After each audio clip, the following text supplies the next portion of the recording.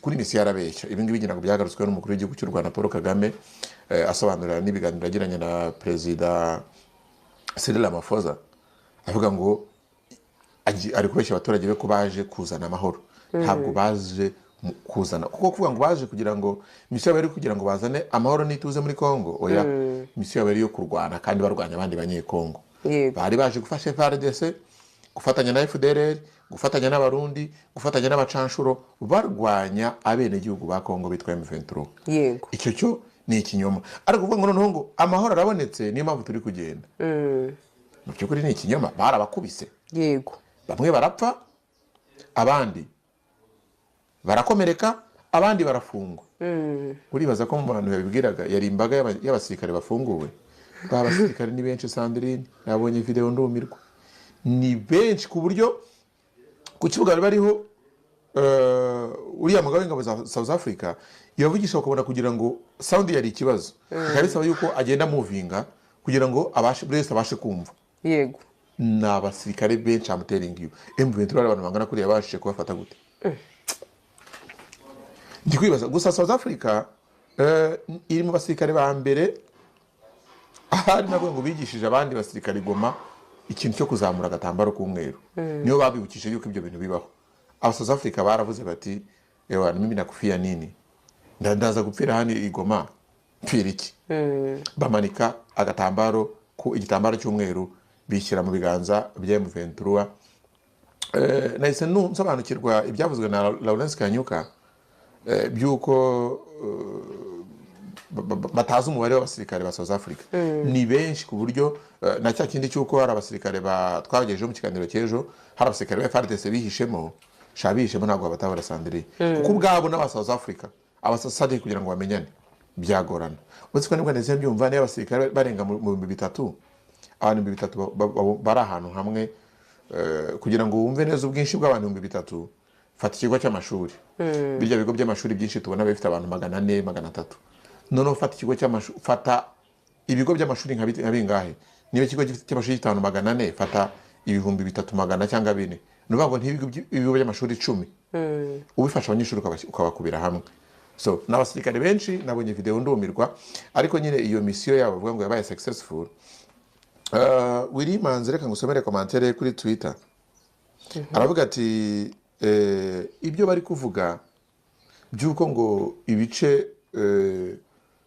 bari barimo ngo birimo amahoro ari impamvu bagiye gutaha ati hari ukuri kumwe kurimo ati ibice byose byafashwe na M23 birimo amahoro ati bitarimo amahoro ntago ari byo barimo ati bitarimo amahoro ni mu biganza by'ubutegetsi bw'Kinshasa kandi ibyo ngibyo nta mahoro arimo ati rero ibice barimo byo mu burasirazuba bwa Kongo M23 yabashije kuhazana ituze n'umutekano ati ibyo avuga byo nibyo ariko ukabona ari bya bindi twita kumukoba umuntu ntagira n'isoni urabibwira imfungwa zifunguwe zarafunzwe na M23 waje kurasa ukababwira ngo icyatuzanye gusa buriya mu gisirikare akantu kabamo gasekeje cyangwa se keza simbizi icyo kamanda wavuze ntago ntajyanye mwe kibari ari amafuti uravuga ngo ndiyo bwana yes afandi ewana twarabakubise twarabatsinze yes afandi ubizi neza yuko ufunguwe umaze amezi 2 Goma guhera ku itariki 20 na zingahe by the way ejo mundi nyine mu izimera z'ukwezi bizi uko abigoma bizihizaga amezi 2 bamaze babaye libere na M23 ni kana bizihiza amezi 2 bamaze bafungiye mu mujyi wa Goma wanyuze ukabwira abasirikare bamaze amezi 2 bafunze ngo our mission was successful that's why we are withdrawing from Goma so atirero twitegure hanyuma rero ibindi bintu yababwiye icyo cyo ngira ngo ntago turi bugitindeho ni ikinyoma kidakeneye ku justifying barafeyinze barasebye ariko ntekereza ko ni speech nge ikindi kintu natekereje mbere yuko nyivaho ibigamije kuvuga ngo abarundi cya kintu bita imbuga ngurukana bumenyi ziruce hize video zizagere muri Afrika y'Epfo amakuru bamenya azaba ari ayo ngayo bavuge bati abasirikare bacu batashye nk'intwari the mission was successful yes sibyo nese akaba ku isi amakuru atagenda ariko urumva bo bakwizera byavuzwe n'umugabo w'ingabo zabo bavuga bati twazanywe na mission kuko urumva video video abivuga ni abasirikare bambaye uniform yego bari ahantu ku kibuga rwose ari benshi. Iyo video ni circulating muri Afurika y'Epfo, basabaga dore umugabo w'ingabo za Afurika y'Epfo nawe yari aharavuga ko mission yabaye completed successfully, accomplished successfully. That's why bavuye muri Goma. None wabivuga ushingiye kuki? Kubera ko iyo video reka mbwiye abasirikare bambaye ntago bafunze, yabivuga ariko kubivuga ku basirikare bafunze wari kuvuga uti kubera ko bafunze ibyo ari kuvuga biragaragara ko ari ikinyoma. Ariko nikereza ko nawe mu kubivuga byari isoni n'ikimwaro. Ni isoni no kwikura mu isoni. Yego. Ariko nge mu isoni yakwiye kuba yanagira harimo n'isoni zo kuvuga ubwabyo. Ni isoni n'ikimwaro. Kuko kuvuga ngo wabaye byabaye successful. Ubibwira abantu bafunguye. Babizi bazukuri. Bazi n'ibyabaye. Bazi ubuzima bavivaga. Bazi ubuzima. Twaryaga gute? Twabagaho gute? Abenshi muri bo baragomba kugenda bajya kwivuza. N'ubu yavuga ati tugiye kujoininga abaturage bacu mu bihugu byacu tubabwira yuko dusoje mission. Ariko niko nako basoje mission barafeirinze. Erega niyo mpamvu mu bindi yavuze we nari mbivuga n'ubwo abantu babyumva.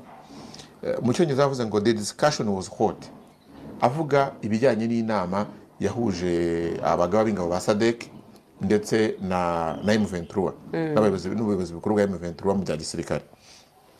Bavuze ngo the discussion was very hot. No kuvuga ngo kugira ngo ibi byemezo bifatwe binashimangira ibyo twabagejeje mu biganiro bitandukanye Sandrine, ko mu by'ukuri M23 byemera hari yarabivuze ariko nese umuntu yivugiye ngo the decisions ngo what we all agreed will be communicated to you later. Ibyo twumvikanye byose muri iriya nama cyambere discussion yari hot, habayemo ibintu buri ruhande twe uretse kuri twabonye bari kuri Goma Serena Hotel basangira bari kwinjoyinga, tukabana bagitarya push up kuri akuntu munaza kuri abasuhuzanya kuri abasuhuzaga Wiringoma bamufataho selfie. Biriya nibyo tubona, ariko mu cyumba cyabereyemo inama Sandrine ngo byari umuriro. Byivugiwe n'uyu general w'ingabo za South Africa, umugabo za South Africa yivugiye ati discussion was very hot. Byari umuriro. Ibiganiro twagiranye habayemo impaka ndende, habayemo guhangana, ariko biza kurangira tugeze ku mwanzuro ushimishije uko tugomba gutaha. Ubwabyo nibyo biravuguruza ibyo yavuze. None se niba mission yanyu yarabaye successful, discussion yabaye hot kubera iki? Kuki mutavuze muti yavuga ati discussion yari yo kwishimira igikorwa twagezeho? Ariko nibyo ni kwa kuntu umuntu ntabwo wabeshya kabiri. Ntabwo kubera kuri kuvuga ikintu kitakurimo mu by'ukuri, ntabwo wavuga speech iminota 20-10 ngo uyivuge utageraho ngo nawe winyuremo. Kuko niba barabaye successful, ntabwo inama yabo na M23 yari kwiye kubamo impaka ndende. Yari kwiye kubamo kuvuga ngo ewana reka ducelebrating yuko mission twajemo yabaye successful, hanyuma duturitse champagne twigendera. Ariko barariye ariko muri hoteli. Yes, baranishimye. Ariko icyo bishimiye cyo kwishimira nuko rega nkuko twabigarutse mu biganiro byacu, bishimiye ko buri ruhande rwatsinze. Icyo nemera cyo buruhande rwaratsinze. M23 ejo twababwiye ibintu yungutse muri biriya biganiro. Kibuga kinini kizasanwa kandi gisanwe mu buryo bugezweho kandi bikorwa na Afurika y'Epfo ku mafaranga yabo. Ibyuma byibwe n'ibiki byose bizagurwa na Afurika y'Epfo kugira ngo bize bifashe ikibuga cy'indege cya Goma. Icya kabiri, intwaro mu by'ukuri hari ibivugwa ariko hari n'ibizakorwa. Iyo twabigarutse ntabwo nzakongera kubisubiramo. Yego. Ariko noneho no kuba bagiye kuvigoma M23 uwo mutwaro wo guhora ibacunze ukava muri tasks mu nshingano ifite, nayo ni inyungu kuri M23. Ariko kuba yivugira nanone ati ibyo twavuganye tuzagenda tubibabwira, muzagenda mubimenya, kandi itangazo rihari birashimangira ibyo twabwiye abantu yuko ibivugirwa mu nama nibiza ku myanzuro y'ibyo batubwira. Erega buri harimo nakandi kantu ugomba kumenya. Baratubwira ngo ni joint communique, ni itangazo rihuriweho ni ukuvuga ngo ibiri mu itangazo ntabwo ari ibyabereye mu nama, ni ibyo twumvikanye kuko ni agreed, ni mutual agreement yabaye y'ibyo tugomba gutangaza between two parties. yego. So izo mpande ebyiri zumvikanye ibyo bagomba kudutangariza, ariko izo mpande ebyiri hari ibindi za discussions nk'uko bavuga ko discussion yari hot batigeze batubwira, dushobora no kutazigera tumenya, uretse kumwe dushobora kugenda tumenya bimwe muri byo, ariko hari byinshi tudashobora kumenya. Gusa nyine diplomasi ni ikintu gikomeye cyane. Ibiganiro ni ikintu gikomeye, kuba abantu baganira bakagira ibyo banzura, bakagira ibyemezo bafata, hanyuma bakagira n'ibyo baza gufata bijyanye n'ibyo batubwira, bitari ibyo bafashe byose, bakatubwira bimwe muri byo. Bisaba ubuhanga cyane, bisaba IQ iri hejuru kugira ngo uze kumenya ngo ndabwira icyo abantu kandi hari ibindi byakozwe, ku buryo abantu ibyo turi babwire biza kuba ari ibintu babasha gushyikira, kubera ko buriya wa mujinya w'abantu bamwe baba bavuga bati M23 ni gutemeye ko hari abantu bajyana ibitwaro, uwo ushobora kumva ko M23 ushobora kuba yari ufite mu nama, ariko bagasohoka bagira gute, baseka bafata selfie. Rero ntekereza ko mu magambo y'uyu mujenerali yanavuze ati tuzakomeza gushyigikira amahoro n'umutekano mu burasirazuba bwa Kongo. Ubwo se bazabishyigikira nk'uko n'undi babishyigikiye? Question mark.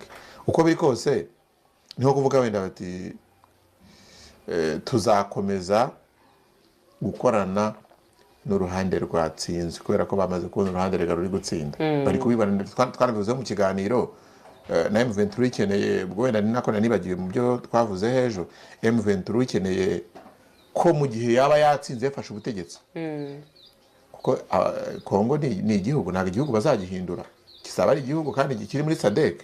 Yego. So ibyo byose ni achievement, kandi izo achievement zose ziri kuri M23 zababaje, kuko nagendeye amakomantere, zababaje cyane ubutegetsi bw'i Kinshasa. Kubona abantu bazanywe na leta ya Kongo bacyuwe na M23, kuza kwabo bakiriwe n'ubuyobozi bw'ingabo za Afurika ibindi za leta y'i Kinshasa, gusubirayo kwabo biri kuba facilitated, bazaherekezwa na M23. Iriya ni intsinzi ikomeye cyane kuri M23. Uko umuntu yaje nuko atashye, niyo mpamvu mvuga ko n'abasirikare nabyo ibyo bivugira, ushaka kumenya ukuri wese azajya abyibonera. Nabonye ibinyamakuru muri Afurika y'Epfo ntabwo byagarutse cyane kuri ibi bintu, sinzi impamvu bitabigarutse nk'uko byagarutse kuri ya mirambo y'abasirikare 14 ba Afurika y'Epfo.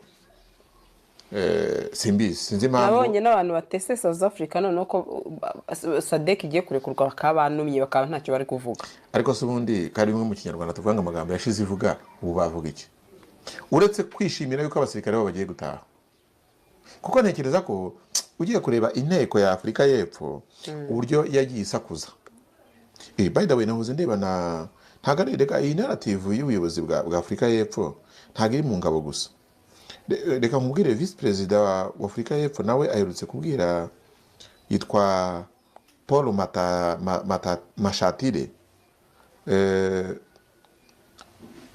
nawe yavuze yuko ngo gucyura ingabo za Afurika y'Epfo za SAMIDRC bidakwiye gufatwa nko gutsindwa kwabo. Atavuga ati however it should be seen as a confidence breeding measure to ensure peace and stability in the Eastern DRC. Ati uko biri kose bikwiye gufatwa nko kuba twarafashije kugira ngo hajye